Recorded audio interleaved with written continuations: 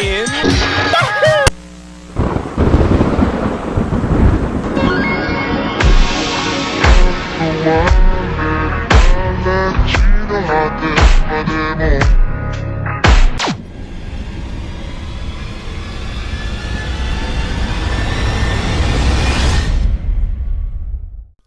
Happy Halloween month.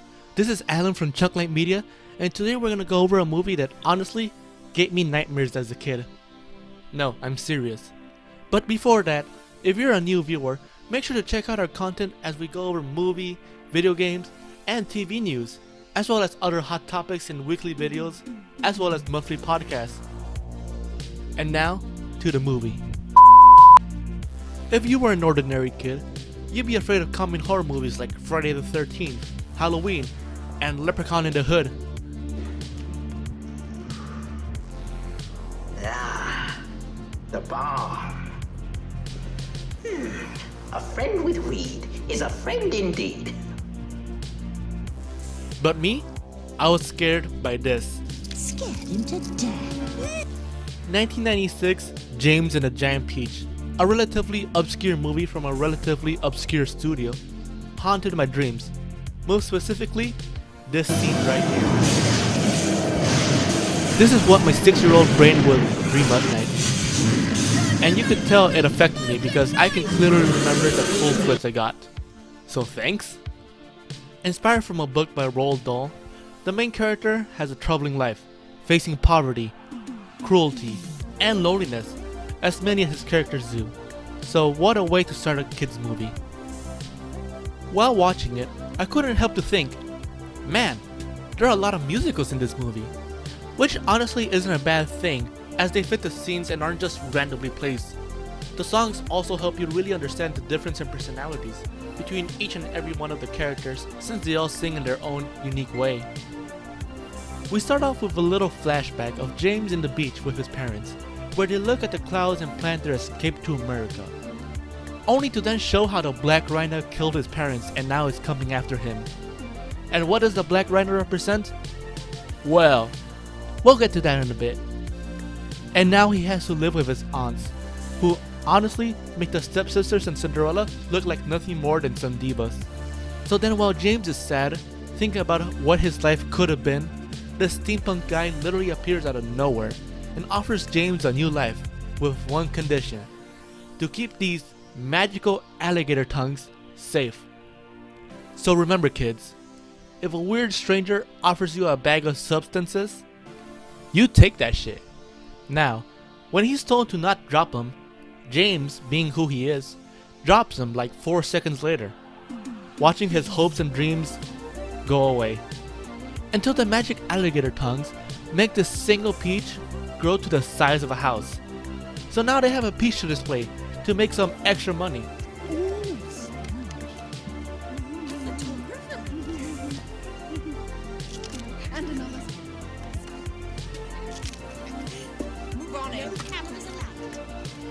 While making James do the hard work. James goes out to clean, gets hungry, eats the peach, and bam! The alligator tongues do their magic. This is where we meet the English grasshopper, the earthworm, the French mist spider, the centipede from Brooklyn, and the English ladybug. What a diverse group. They then escape from their evil ants by rolling with the peach, leading them straight to the ocean. But now they have another problem. They have nowhere to go and no way to navigate. That's when James comes up with a brilliant idea of having a bunch of seagulls literally fly the peach to New York City. He's right. It's stupid. You know, that peach that totaled this car and is the size of a small house. But hey, it's just a movie, right? So anyways, they get the seagulls by using their friend the earthworm as live bait, as you do. And while doing so, they encounter another problem. It's a giant shark!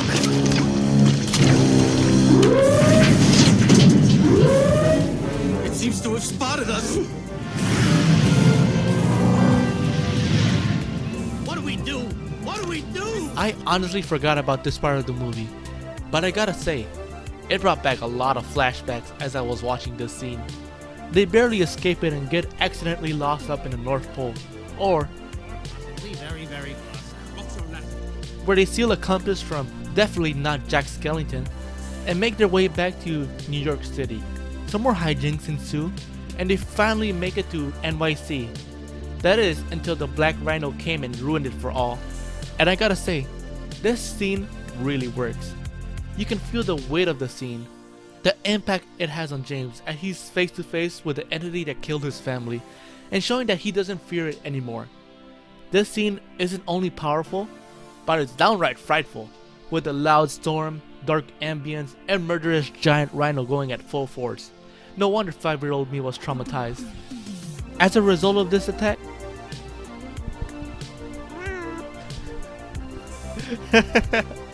you got something to say? Anyway, as a result of this attack, the gang is separated. We see James fall back into the ground with the peach, but not really, as he actually gets stuck on the Empire Strikes Back building. Now, how do they get him down from the so-called world's tallest building? Easy. You just get what's possibly the world's tallest crane. I can't make this up. And if you think that's unbelievable, watch this.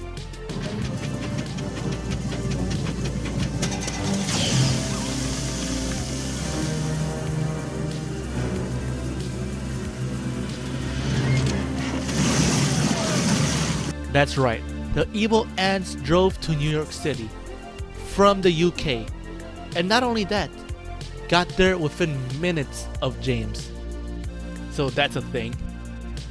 They then try to brutally murder James when he refused to go back with them, until the rest of the gang saved James from the ants. Now this part took me by surprise, as I thought that James was the only one who would be able to see them. But nope, everyone can see these giant insects, so that's pretty neat. Now, there's one thing I really loved about this movie, and it's that it didn't stick to one format.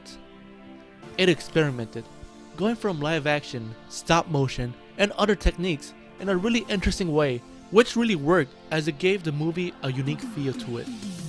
Another thing that surprised me was that this movie really isn't that long, with the runtime clocking in around 79 minutes. I was surprised that the movie generally kept a good pace. This movie was honestly better than I remembered, with jokes that actually made me laugh. Trouble that happened to my brother. Awful. Split him right down the middle. Now I have 2 half-brothers. Scenes that genuinely felt sad, etc, etc. So it really does bum me out to find out that it underperformed, making $28 million on a $38 million budget. Really deserves more. So if you can, make sure to check it out and give it the much love it deserves.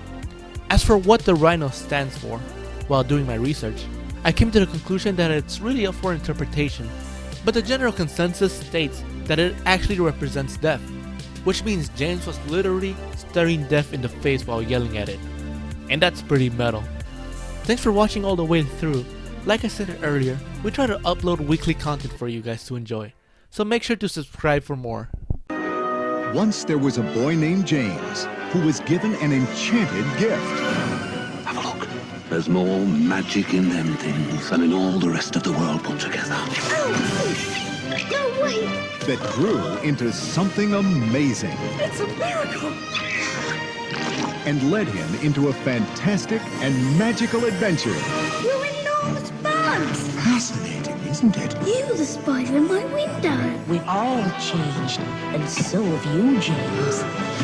Own an instant Disney classic that's impossible to resist. We're going to New York City! About a sassy spider, a brave centipede, and a lovely ladybug who help their best friend It's a giant shark! What do we do? become a hero. Eagles away! And travel to a whole new world. We made it! Experience something new every time you watch it.